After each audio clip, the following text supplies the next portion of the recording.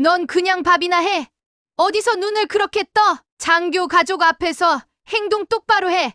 병사 주제에 감히. 그냥 참자. 이 상황 지나갈 거야. 아무 말도 하지 말자. 뭐 하는 짓이야? 그 병사 내 아들이다. 뭐라고요? 그 취사병이요? 서울 외곽의 한 군부대, 조용히 주방에서 식사를 준비하던 한 청년에게 느닷없는 폭언이 쏟아졌다. 그를 무시하며 모욕을 퍼붓던 이는 다름 아닌 중대장의 아내였다. 그러나 이 모든 장면을 우연히 지켜보게 된 사단장의 정적 같은 시선이 이 사소한 모욕을 돌이킬 수 없는 전환점으로 만들어버렸다. 안녕하세요. 서랍속 사연입니다. 오늘 소개할 이야기는 군부대 갑질 사건이라는 단순한 겉모습 속에 숨겨진 가족과 권력 그리고 존엄의 충돌에 관한 이야기입니다. 민재 씨라는 한 청년이 평범한 병사로 살아가던 그 순간 진실이 밝혀지며 모든 관계가 뒤바뀌게 되는 이야기입니다. 과연 군이라는 폐쇄된 공간에서 벌어진 이 일은 어떤 파장을 불러왔을까요? 이런 스토리 놓치면 후회하실 겁니다. 지금 구독, 좋아요, 알람 설정까지 해두시면 앞으로도 이런 충격적인 실제 사건 기반 서사를 빠르게 만나보실 수 있습니다. 식당 조리실 한편 땀에 젖은 앞치마를 고쳐 맨 민재 씨는 그날도 늘 하던 대로 조용히 작업대를 정리하고 있었다. 24세. 이제 막 20 중반에 들어선 이 청년은 강원도 철원 최전방 군부대의 취사병으로 근무 중이었다. 육체적으로 고되고 정신적으로도 지치기 쉬운 부대 내 조리 업무. 그러나 민재 씨는 누구보다 묵묵히 성실하게 맡은 일을 해냈다. 특별한 야망도 불평도 없었다.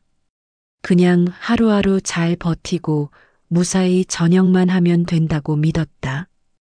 그는 서울 외곽의 평범한 가정에서 자랐다.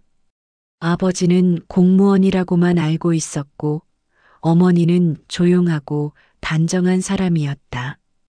그에겐 특별히 내세울 것도 감출 것도 없는 인생이었다. 입대 전까지 배달 아르바이트를 하며 스스로 등록금을 모으기도 했다. 그렇게 자립심을 갖춘 청년으로 성장한 민재 씨는 자신의 위치를 누구보다 정확히 알고 있었다. 그런 민재 씨가 부대 식당에서 일하게 된 건 단순한 배치였을 뿐이었다. 전방부대 특성상 취사병의 업무는 더욱 막중했다. 날마다 수백 명의 장병들이 식사를 해결해야 했고 그만큼 새벽부터 밤까지 손이 쉴 틈이 없었다. 허리 한번 제대로 펴지 못하고 매 끼니마다 정확한 분량을 맞추며 주방 안을 뛰어다녔다. 하지만 그 고된 일상 속에서도 동료들의 신뢰는 커져갔다.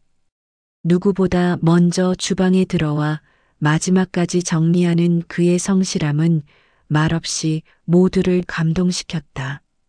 때로는 막내 병사들의 실수를 본인이 대신 감싸기도 했고 상급자의 말없이 고된 부탁에도 얼굴 찌푸리는 일 없이 묵묵히 따랐다.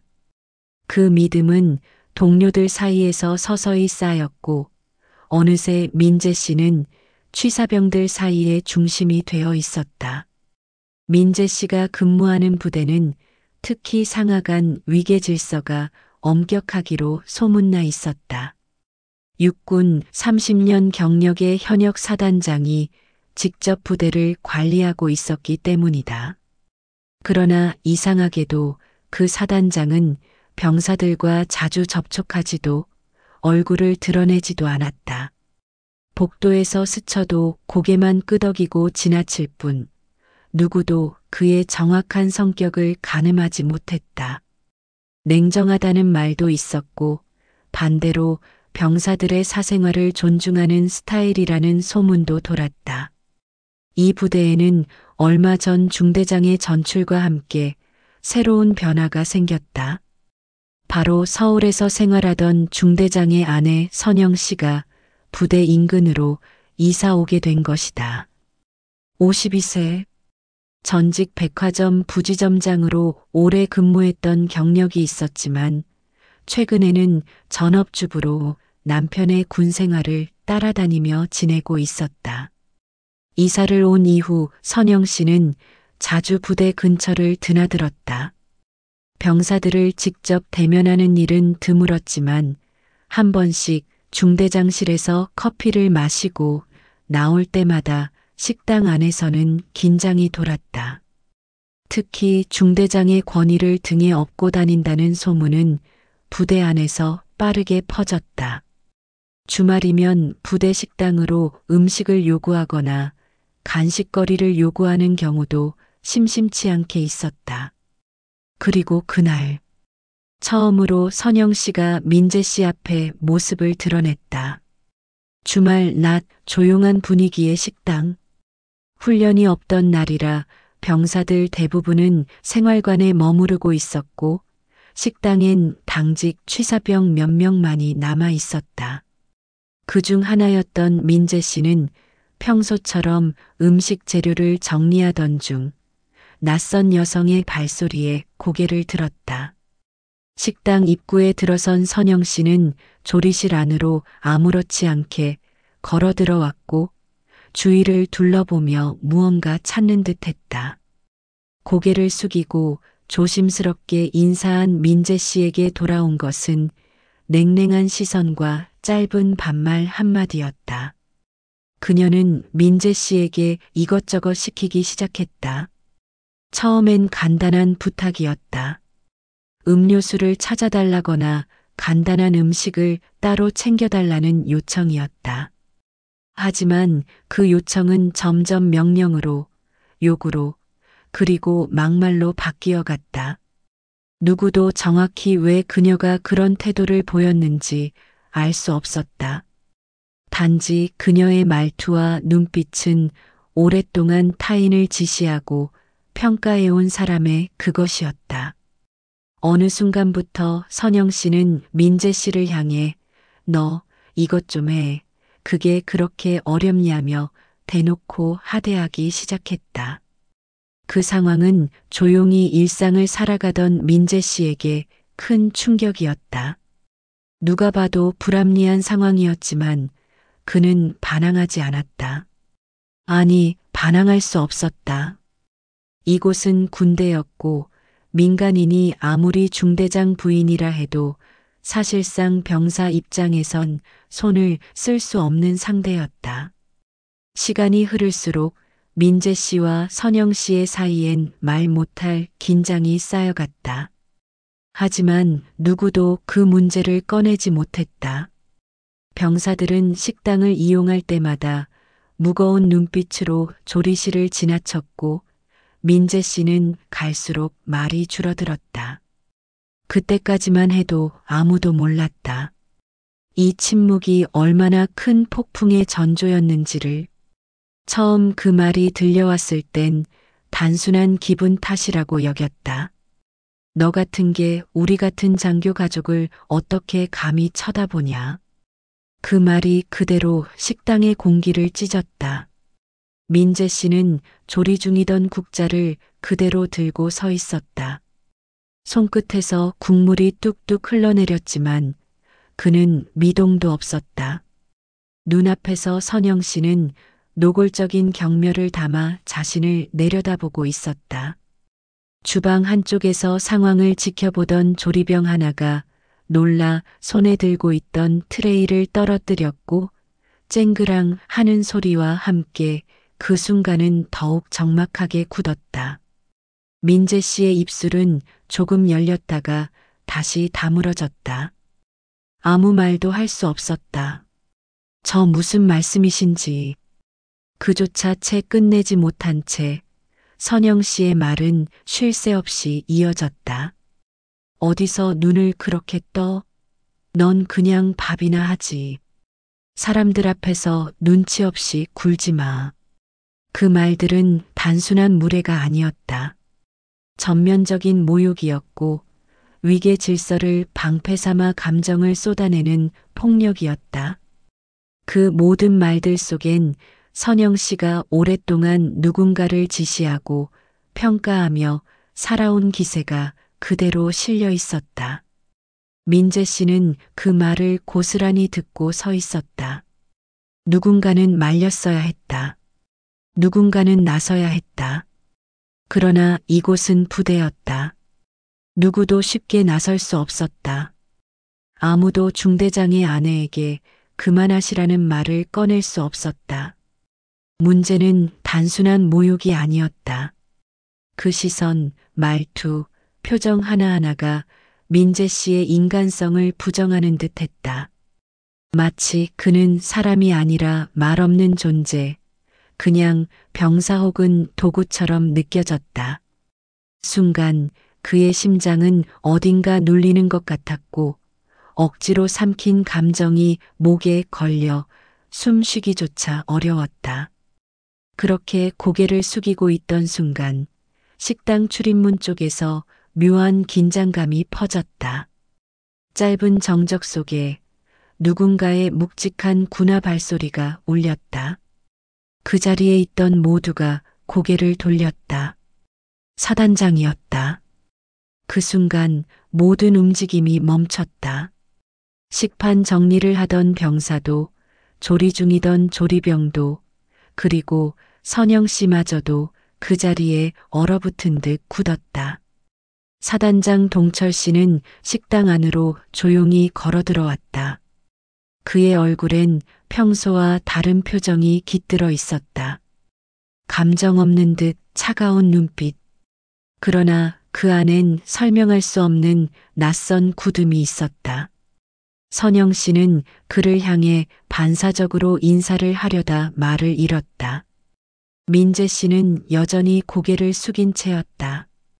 두 사람의 눈길은 잠시 스쳤고 그 짧은 순간 동철 씨의 입술은 무표정하게 닫힌 채였다. 사단장은 아무 말도 하지 않았다. 하지만 그날 저녁 상황은 돌이킬 수 없게 움직이기 시작했다. 저녁이 되자 부대 안의 공기는 더 무거워졌다. 식당에서의 그 짧은 순간은 마치 아무 일도 없던 것처럼 지나갔지만 몇몇은 그 눈빛에서 이상함을 느꼈다. 사단장 동철 씨의 눈빛은 평소보다 한층 더 서늘했고 무엇보다 지나가며 민재 씨를 바라보는 그의 시선은 낯설 정도로 깊었다. 그날 밤 사단장실의 불은 좀처럼 꺼지지 않았다. 대기실에서 중대장이 호출을 기다리고 있었다. 평소라면 엄숙히 명령만 전달받던 자리지만 이번만큼은 다른 분위기였다. 지금 들어가시죠. 차가운 목소리와 함께 사단장의 호출이 떨어졌다. 중대장이 조심스레 문을 열고 들어선 순간 실내 공기부터 차가웠다. 책상에 앉아있던 동철 씨는 고개를 들지 않은 채 문서 하나를 들여다보고 있었다. 말없이 조용히 그러나 명확하게 분노가 느껴졌다. 한참의 정적 끝에 사단장은 묻지 않았다. 명확히 말했다. 오늘 정오 당신 부인이 식당에서 병사 한 명에게 했던 행동 다 알고 있다. 목소리는 차분했지만 담긴 감정은 담담하지 않았다. 당신은 지휘관이다.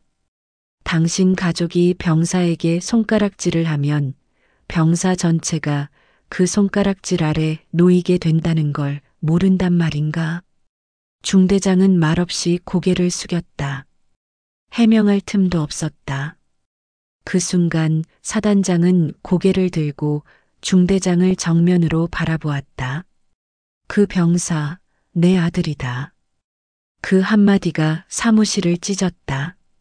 눈을 들어 바라본 중대장의 얼굴이 순식간에 하얗게 질려갔다. 숨조차 삼키지 못한 채 그는 믿을 수 없다는 눈빛으로 사단장을 응시했다. 그 아이가 누구 아들인지 몰랐나? 난 처음부터 말하지 않았다. 그래야 병사들과 똑같이 살 수 있다고 믿었으니까. 눈빛은 흔들리지 않았고 말끝은 단호했다. 하지만 오늘 당신 부인이 보여준 행동은 내 아들을 넘어 군의 기강과 인간의 존엄을 짓밟은 일이야. 중대장은 숨을 쉬지 못할 듯 고개를 숙였다. 그날 밤 민재 씨는 그 모든 사실을 알지 못한 채 평소처럼 주방 한켠에서 밀가루 반죽을 하고 있었다.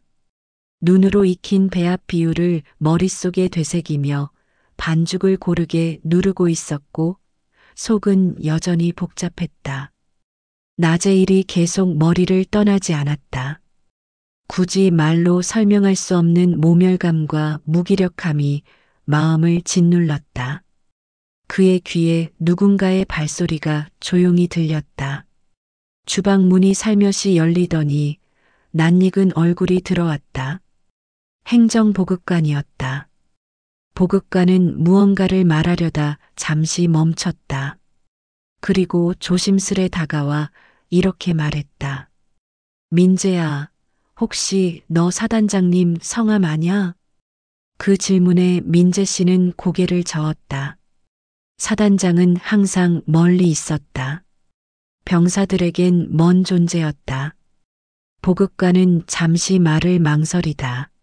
조심스럽게 말을 이었다. 사실 말이다. 사단장님, 내 아버지시란다. 그 순간 시간은 멈춘 듯 했다. 민재 씨의 눈동자가 미세하게 흔들렸다. 손에서 밀가루가 흘러내려 바닥을 더럽혔다. 반죽은 그대로 굳어갔고 그의 가슴 속에도 이해할 수 없는 감정이 빠르게 부풀어 올랐다. 혼란, 분노, 실망, 놀라움, 그리고 왠지 모를 서운함. 왜 이제야 말하는지, 왜 아버지는 그렇게 거리를 뒀는지, 그보다 왜 하필 그 장면을 보게 된 건지. 생각은 꼬리를 물고 이어졌다. 그날 밤 그는 식당 불을 끄기 전까지 그 자리를 떠나지 못했다. 다음 날 아침 부대 식당의 공기는 어딘지 모르게 불편하게 뒤틀려 있었다. 전날과 똑같은 시간, 똑같은 메뉴, 같은 재료로 같은 음식을 만들고 있었지만 조리실 안의 움직임은 묘하게 어색했다. 그 중심엔 민재 씨가 있었다. 언제나처럼 묵묵히 감자를 까고 있었지만 그 눈빛은 말없이 바닥만을 응시하고 있었다. 식당 입구에서 낯익은 힐소리가 다시 울렸다. 그러나 이번엔 모두가 달라진 분위기를 느낄 수 있었다. 선영 씨가 들어선 순간 주방 안의 시선이 한 곳으로 모였다. 전날보다 훨씬 얌전한 옷차림, 굽이 낮아진 신발, 어딘지 어색한 미소. 그녀는 평소와 달리 한참을 망설이다 조심스럽게 민재 씨에게 다가갔다. 어제는 미안했어요. 그 말은 확실히 달랐다. 거친 말투도 위압적인 시선도 없었다. 오히려 눈빛에는 진심인지 혼란인지 모를 감정이 깃들어 있었다. 하지만 민재 씨는 아무 말도 하지 않았다. 고개도 들지 않은 채 손에 들린 감자 껍질만 벗기고 있었다. 선영 씨는 당황한 듯 주위를 둘러보며 다시 말을 이었다. 혹시 내가 뭘 도와줄까? 이런 거 나도 해본 적은 없지만. 민재 씨의 손놀림은 조금 빨라졌지만 여전히 아무 말이 없었다. 주변 조리병들이 어색하게 눈을 마주치지 않으려 애썼고 정적은 점점 무거워졌다. 결국 선영 씨는 어깨를 떨며 한 걸음 물러났고 말없이 식당을 빠져나갔다.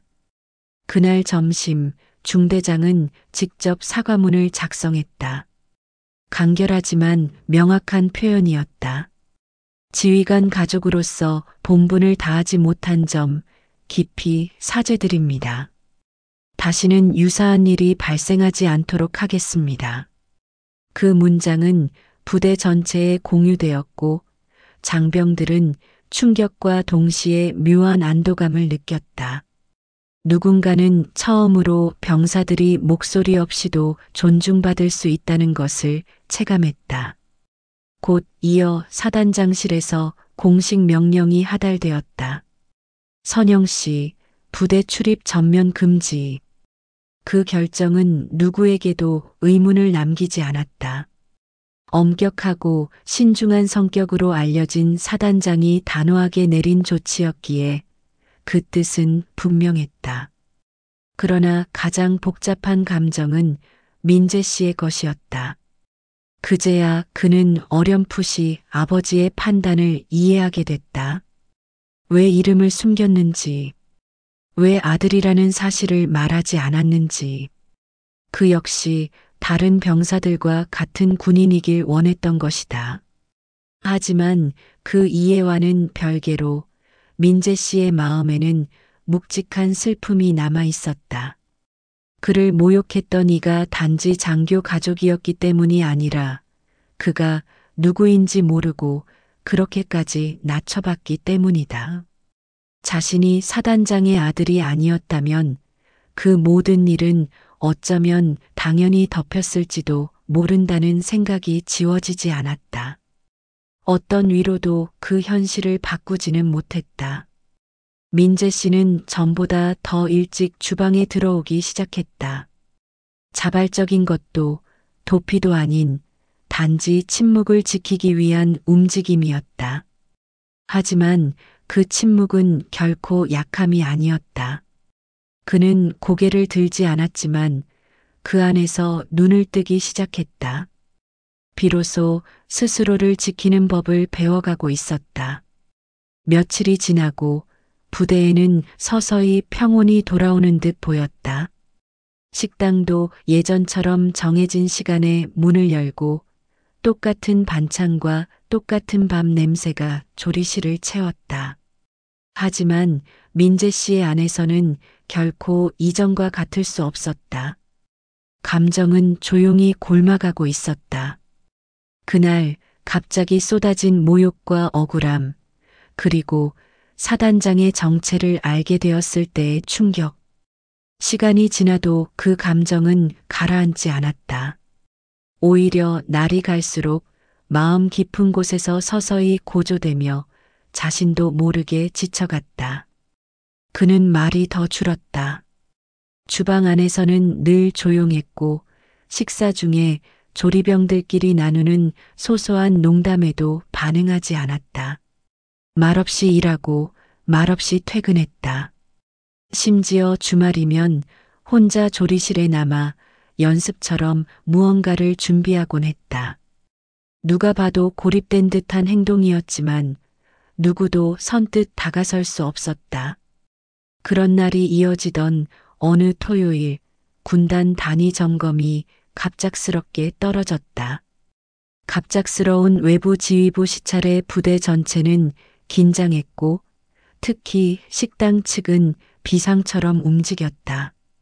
모든 취사병들이 일찍부터 투입되어 주방은 아수라장이 되었고 민재 씨 역시 새벽부터 무거운 물통을 나르며 구석구석을 정리하고 있었다.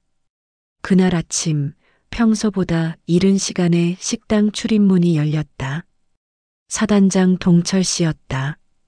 정복을 입은 채 혼자였다. 조리병들이 잔뜩 긴장한 눈빛으로 그를 바라봤다. 그러나 그는 주방으로 바로 들어가지 않고 홀 중앙에 잠시 섰다. 그리고 천천히 민재 씨에게 다가갔다. 민재 씨는 그를 보고도 아무 말 없이 고개를 숙였다. 그 누구보다도 말이 필요한 순간이었지만 말은 나오지 않았다. 그 정적을 먼저 깬 건 동철 씨였다. 힘들지 않냐? 그 짧은 한마디는 낮고 깊은 울림이었다. 그러나 민재 씨는 고개를 들지 않았다. 그 말 속에 담긴 감정이 너무 크고 복잡해서 함부로 입을 떼기 두려웠다. 너한테 아버지로서 말하지 못한 건 미안했다. 그 말에 민재 씨는 손에 들고 있던 행주를 내려놓고 조용히 고개를 들었다. 사단장의 눈은 흔들리지 않았다. 하지만 그 안에는 자책과 부채감이 고스란히 담겨 있었다. 이 부대에선 아버지보다 군인이 먼저여야 한다고 생각했다. 그게 너를 위한 일이라고 믿었다. 그 목소리는 이전과 달랐다. 명령이나 지시가 아니라 한 인간으로서의 고백처럼 들렸다.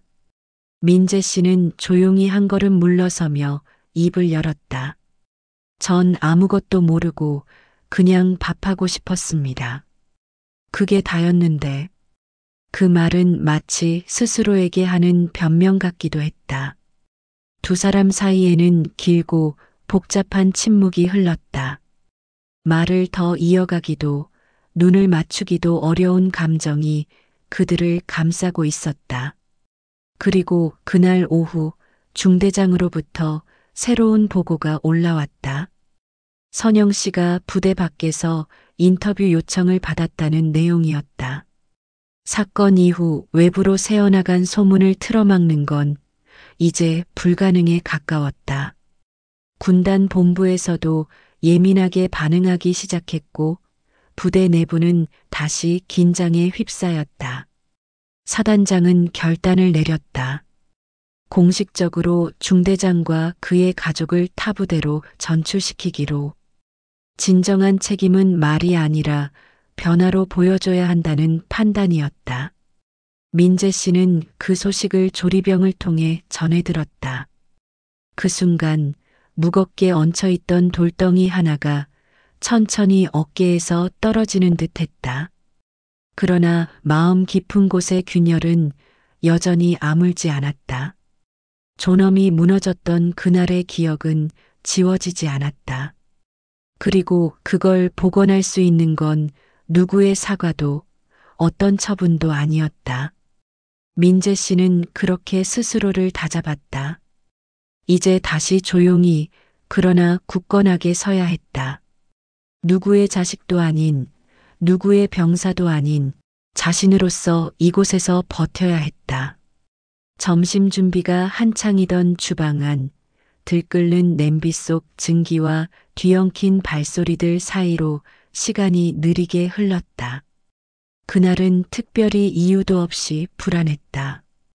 눈앞의 일에 집중하려 애를 썼지만 머릿속은 점점 조용한 소음으로 가득 차올랐다.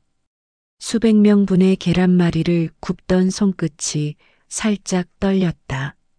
민재 씨는 속으로 그 떨림을 다잡으며 깊게 숨을 들이켰다. 그날이 떠올랐다.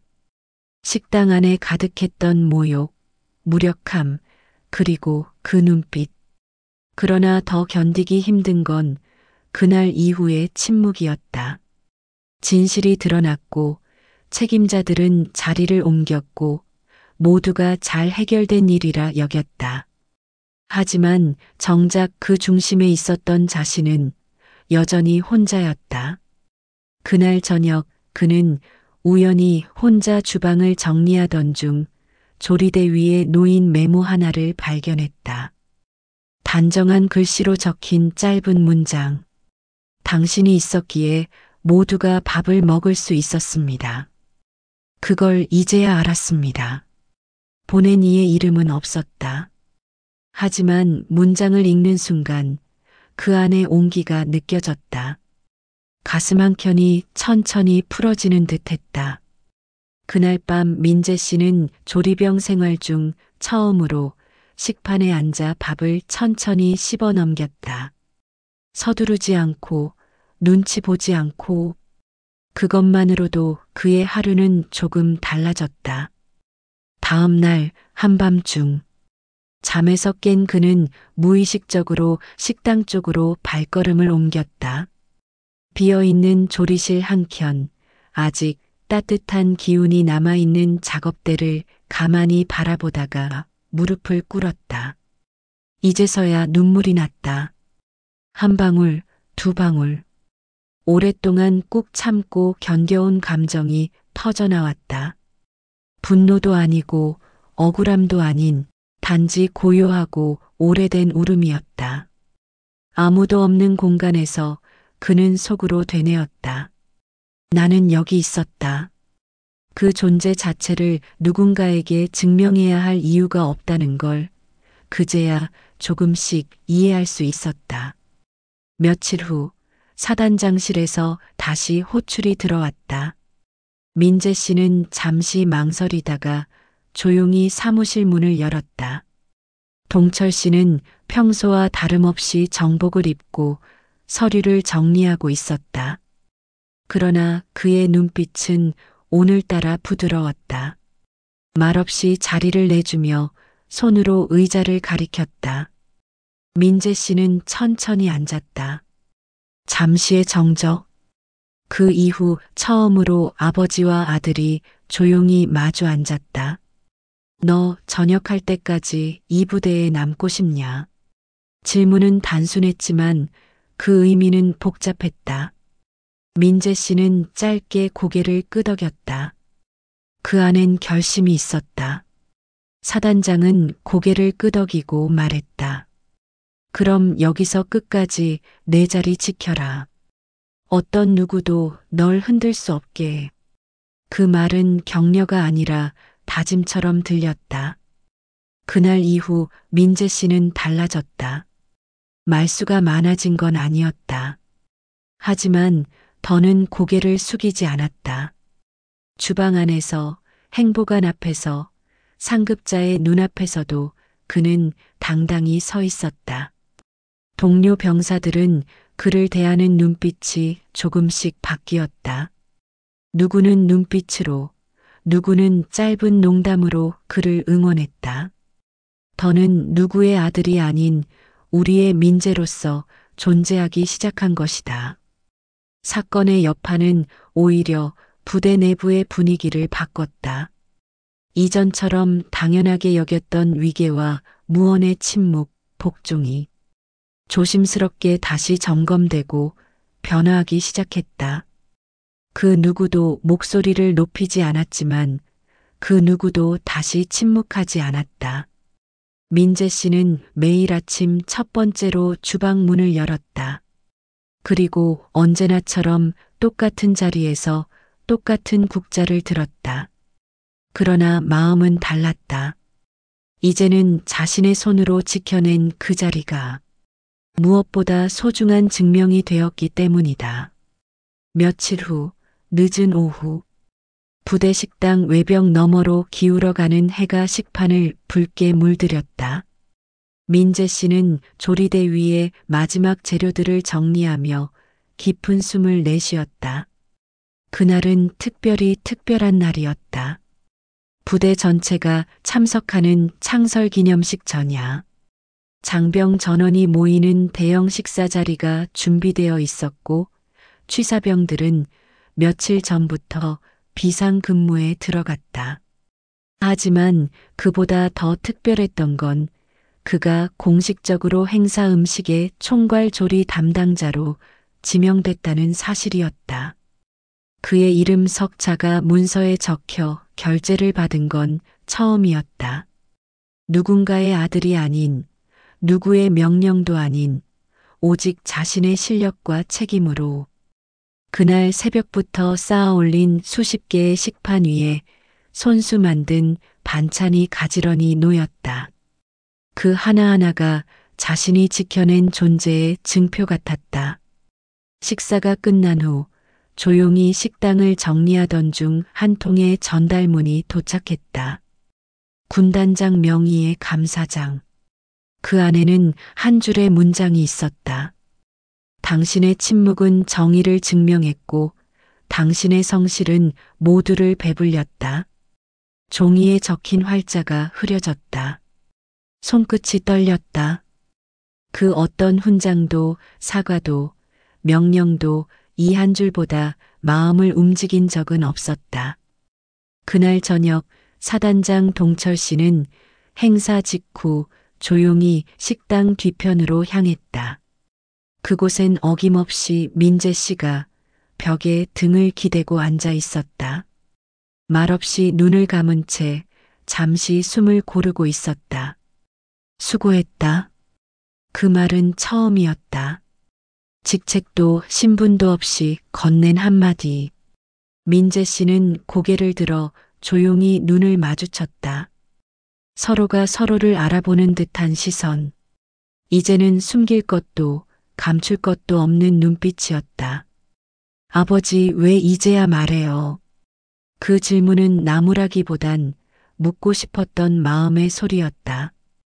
동철 씨는 잠시 말을 멈췄다가 낮게 말했다. 내가 나를 몰랐기에 더 강해질 수 있었을지도 모른다고 생각했다. 그 말은 변명도 아니고 미화도 아니었다. 그저 한 아버지의 고백이었다. 민재 씨는 아무 말 없이 고개를 끄덕였다. 그 순간 수많은 감정이 지나갔다. 서운함, 그리움, 존경, 그리고 이해. 그날 밤 부대 식당은 비워졌지만 민재 씨의 마음은 처음으로 가벼워졌다. 그는 똑바로 서서 식당 출입문을 잠그고 천천히 걸어 나왔다. 다음 날 그는 평소보다 일찍 기상해 부대 뒤편의 산책로를 걸었다. 멀리 보이는 사단본부가 태양에 물든 채 반짝이고 있었다. 이제 그는 두려움 없이 그곳을 바라볼 수 있었다. 자신이 어떤 일을 겪었는지, 어떻게 견뎌왔는지, 그리고 앞으로 무엇을 지키며 살아갈지를 알고 있었기 때문이다. 오전 회식이 끝난 후 마지막으로 한마디가 그의 귓가에 맴돌았다. 지금 이 순간 너는 누군가에게 희망이란다. 그 말은 식당의 굽은 조리도구보다 오래 남을 진심이었다. 행사가 끝난 며칠 후 부대는 다시 평소의 일상으로 돌아왔다. 식당에서는 아침마다 익숙한 찌개 냄새가 퍼졌고 조리병들은 익살 섞인 농담을 주고받으며 하루를 시작했다. 그러나 그 일 이후 부대 전체엔 말로 설명하기 힘든 기류의 변화가 생겼다. 모두가 알고 있었다. 그날의 일이 단순히 한 번의 실수나 우발적 상황이 아니었다는 것을.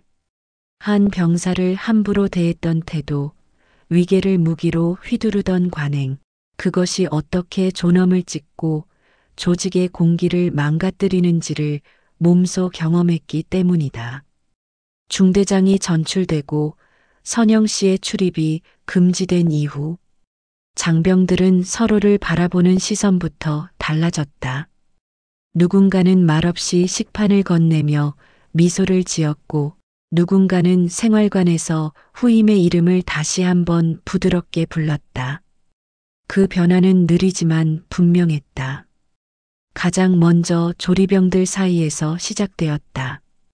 민재 씨가 말없이 자리를 지키고 있는 모습이 다른 이들에게 어떤 힘을 주었는지 그들은 알고 있었다.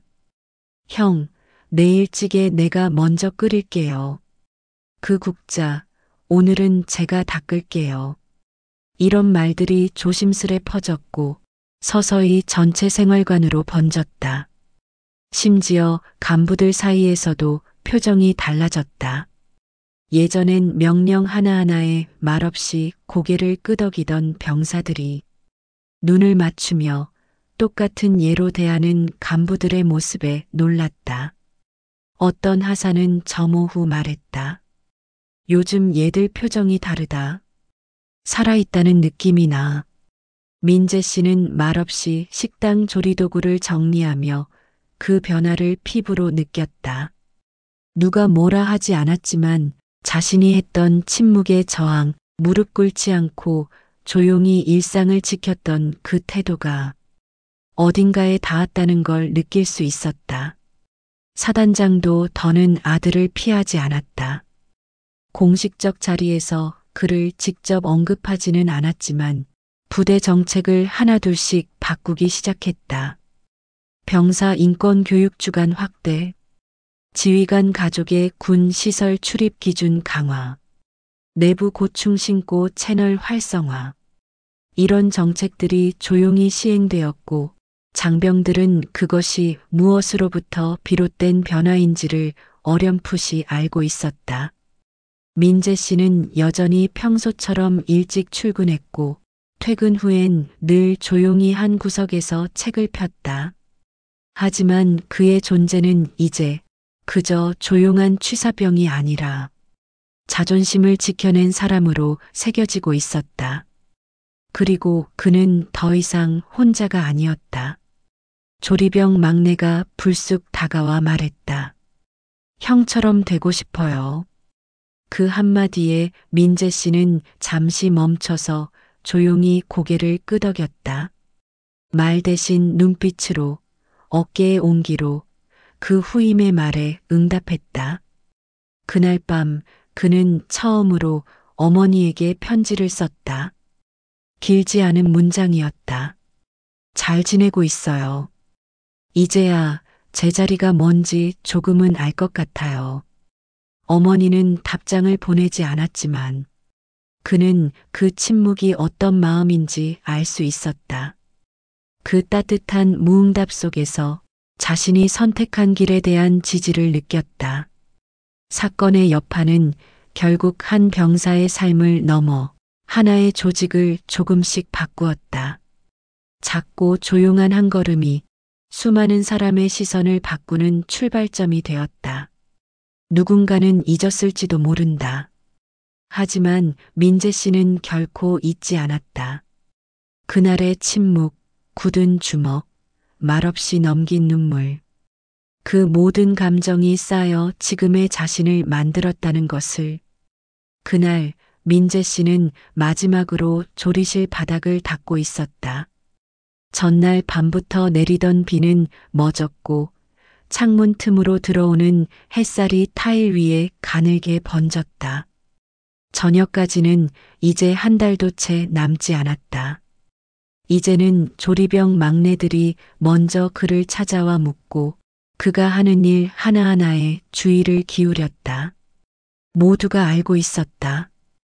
그가 남긴 침묵과 고집, 그리고 그 뒤에 감춰졌던 의미를. 며칠 전 사단장 동철 씨는 부대 내부 방송에서 짧은 멘트를 남겼다. 우리 부대가 지키는 건 국경뿐 아니라 사람의 존엄입니다. 그 한 줄이 모든 것을 요약했다. 이야기의 시작은 사소하고 불쾌한 말 몇 마디였다. 하지만 그것은 곧 조직의 체질과 태도를 묻는 거울이 되었고 누군가는 그 안에서 눈을 뜨고 누군가는 침묵을 꺾었고 누군가는 용서를 구했다. 그리고 민재 씨는 그 모두를 조용히 관통하며 서 있었다. 저녁 전날 사단장은 민재 씨를 따로 불렀다. 아버지로서도 지휘관으로서도 마지막으로 해줄 수 있는 말을 준비하고 싶었던 것이다. 민재 씨는 책상 앞에 앉아 조용히 기다리고 있었다. 그동안의 시간, 그 모든 감정을 다시 꺼내지 않아도 이미 서로는 서로를 이해하고 있었다. 이제 밖에 나가서도 누가 시키지 않아도 길을 찾을 수 있을 거다. 사단장의 말에 민재 씨는 고개를 숙이며 미소 지었다. 아버지 아니 사단장님.